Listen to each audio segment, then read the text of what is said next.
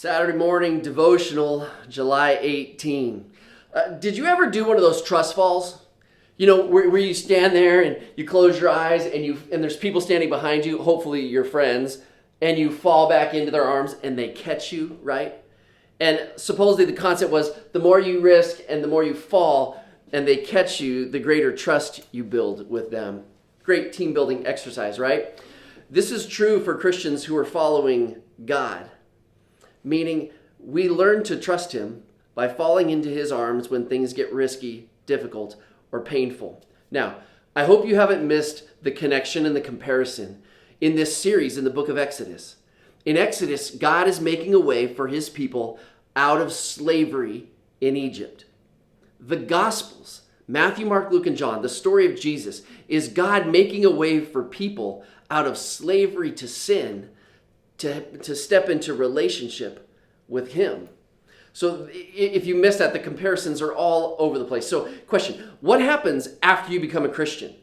You pray this prayer, you commit. I mean, you go through the ABCs, right? What are the ABCs?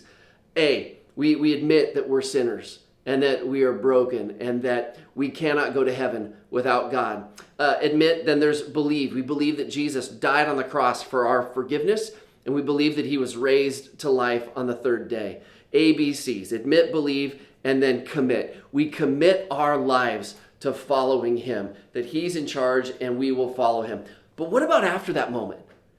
You know, after you prayed the ABCs and that prayer of commitment, what does it look like to actually walk with him and follow him? God says this about the Israelites when they started this journey with him. Exodus 13, verse 17. When Pharaoh let the people go, God did not lead them on the road through the Philistine country, though that was shorter. For God said, if they face war, they might change their minds. Underline that. They might change their minds and return to Egypt. So God led the people around by the desert road toward the Red Sea. And then it says the Israelites went up out of Egypt ready for battle. God was afraid they'd change their minds. Yeah, God, I'm all in. I did the ABCs, admit, believe, commit. Here we are. And yet God's like, I'm not sure you're ready to actually follow me. So God didn't take them on the shorter route.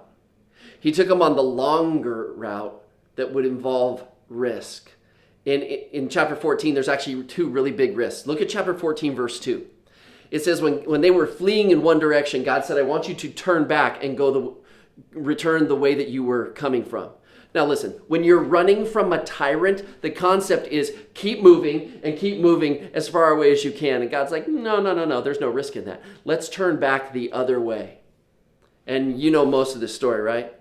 How they went back and Pharaoh thought they were confused. And he's like, I let all the slave labor go. Why would I do that? And so he pursues them in this grand moment where the waters part. And there's a wall of water on the right and on the left. And God's like, that's the way. And they have to take a second risk.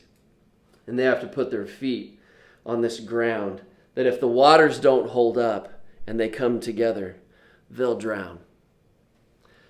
Risk, pain, discomfort, challenge, all of these was how God was going to take the minds of these people and not let them change their minds, but give them strong minds.